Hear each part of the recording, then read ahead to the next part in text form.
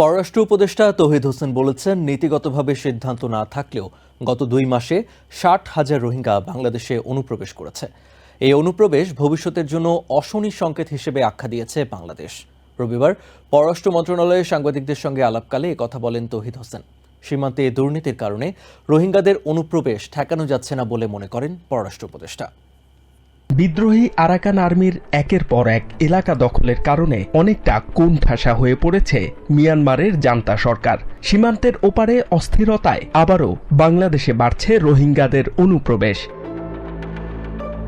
অন্তর্বর্তী সরকার ক্ষমতায় আসার পর বাংলাদেশে আর কোনো রোহিঙ্গাকে ঢুকতে দেয়া হবে না এমন বার্তা দেয়া হলেও গত 2 মাসে বাংলাদেশে অনুপ্রবেশ করেছে 60,000-এর বেশি রোহিঙ্গা।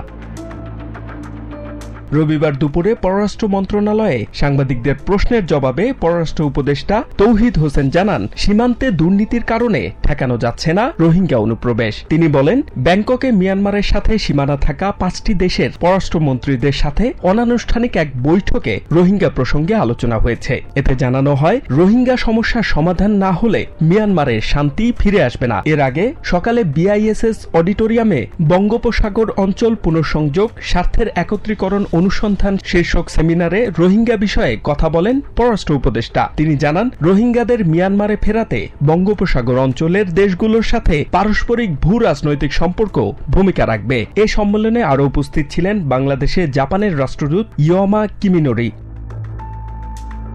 এইচ.এম. আতাউল্লাহ, TVN 24 নিউজ ডেস্ক।